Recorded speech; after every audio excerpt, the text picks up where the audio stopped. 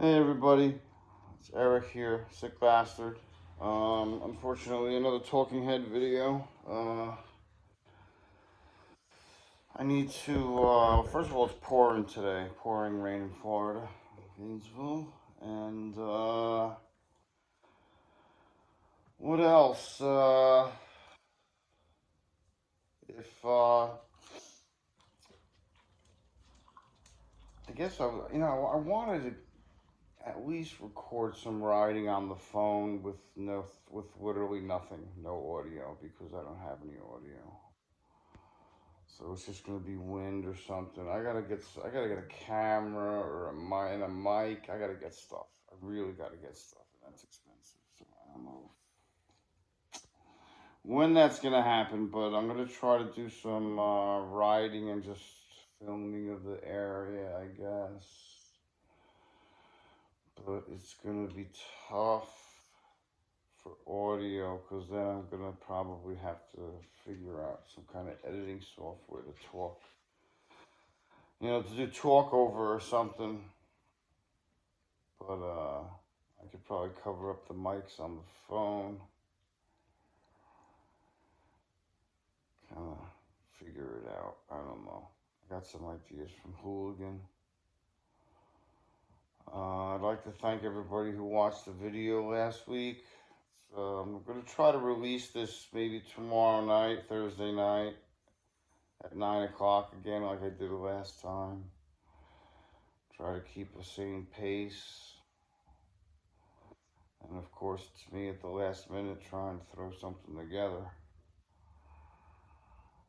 So, I don't know, those of you who watched the last week's video, kind of explained what got me drawn to Forgotten Angels. So if you haven't seen that, go check it out. But yeah, after all that happened, my dad was in the hospital for like 2 months, whatever it was. My mom was in the hospital for like 6 months. I was at my grandparents' house for like 3 days. Um, and then I was like, yeah, I'm out. Me and my sister were there. I left my sister. I was like, you stay here. I gotta go.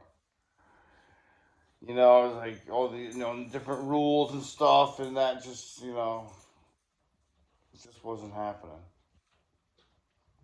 I wasn't Mr. Rebellious, but, you know, some real crazy shit just went down. I wasn't having any of it. I just didn't want to deal with anybody. Nevertheless, new rules, so. I always worked when I was young. I got my working papers at 16. I worked at a carpet store in Westwood. I worked at a flower shop. Where else did I work? So yeah, I delivered for florists and worked there. I always had a job.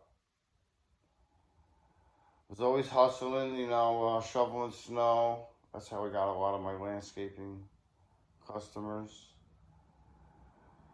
Started young. At the time that happened, I believe I was working at the Park Ridge Marriott as a lifeguard. Is that necessary, guys? Is it necessary? It's a truck. See, editing hardware are we coming good, so I can edit that out. So, I was working at the Marriott, I think, and I was after I got out of my grandparents' house, I was like living at my boss's house, who was Nils, my friend Nils Nelson from high school, and he was actually my boss at the Marriott. And thank God for him and his mother and father, because I don't know where I would have been staying. I was pretty pissed off. I was a very angry young man after that happened. I just didn't get it. I just didn't understand why. It was kind of crazy because I had Psych 101 and Jade. I had Psych 101 in high school, and I was learning about it slower than it was happening. For the love of Christ, Jade. Jade!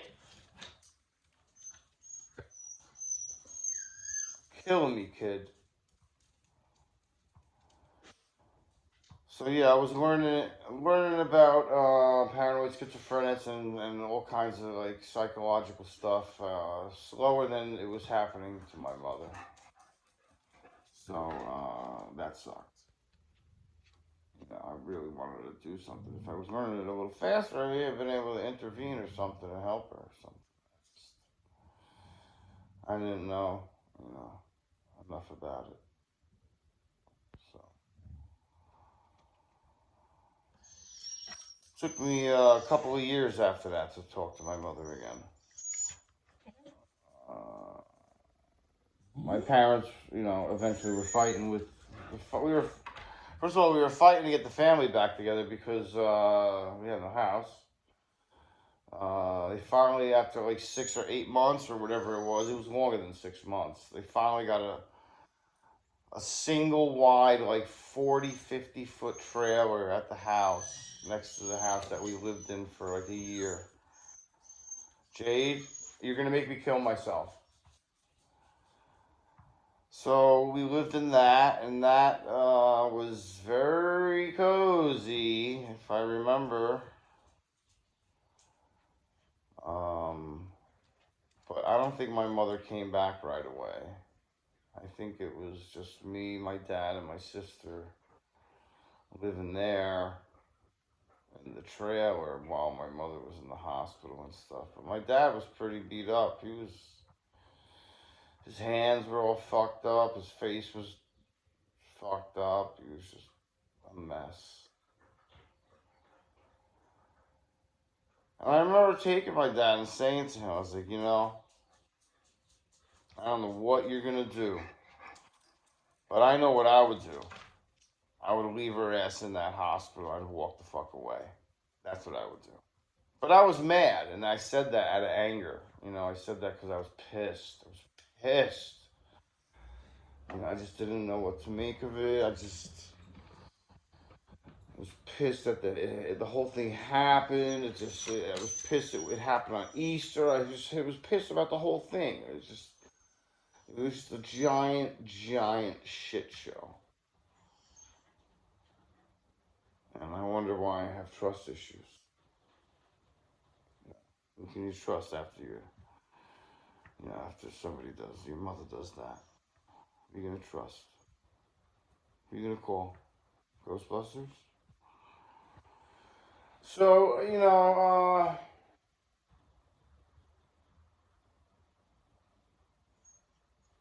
I was an angry young man for a long time. And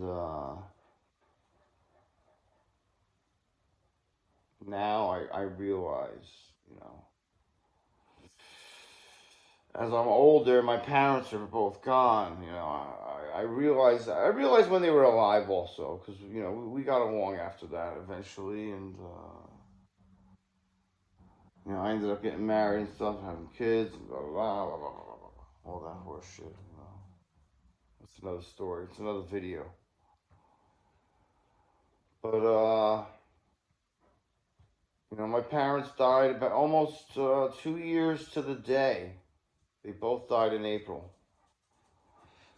My dad died in 2020. Today is actually his 4th year. He's gone, April 3rd. And my mom died April 27th of 18. She died. And I mean, one of the first things I said to myself when my mother died is like, I was like, he'll never make 2 years. I was like, that's what everyone says, and it broke my heart to watch my dad walk into my mother's room, which was next to his, and say goodbye to my mother. You know, it really broke my heart to see that. Because I knew, you know, she was his everything. Even though they didn't sleep in the same bed, they didn't sleep in the same room together. Ever since that happened, I guess, you know. But they always, got along and talked, and eventually my dad and I and everybody had always had to make sure that she was taking her meds. And she had a couple setbacks. She had a couple other nervous breakdowns and mental episodes that she had to get dealt with, and usually due to disgruntled mother not wanting to take her meds. And by the time we found out she was not taking her meds, we could tell. No one had to tell us that she wasn't taking her meds. You know, sleeping with knives on the nightstand and underneath the pillow. The paranoid, schizophrenic shit going on, I'm sure, that we didn't catch up on, but she had to be institutionalized a couple times after that. So that was a rocky road. So yeah, enough of this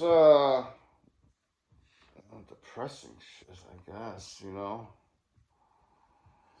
I didn't mean to make a be Debbie the Downer with the Forgotten Angels clickbait. But I just wanted to explain why it's important to me, and why I think it's important for everyone to donate to Forgotten Angels and try to help these kids, and volunteer, and anything you can do that would help them. But money is definitely important. I'm going to try to hook up a link in the description, I guess, and I think I know how to do that. And maybe hopefully tomorrow, it's raining like crazy today, but hopefully tomorrow I can get out on the bike and maybe record some stuff and maybe download some editing software and try to do that. I'd like to do a shout out to a bunch of people that I met through YouTube and the camp out and stuff. Recycled Hooligan, of course. Go over to his channel, check him out. Rolling with T-Bone. I'm gonna forget people, and if I forget you, I'm sorry. I'll try to remember everyone. Of course, Josh and Brapstar and Shay Lisi. Switching Gears, Bleak Rides, who else? AZDZ Adventures, Rainy Rider. Come on. I say Whiskey Chaser yet? Who else?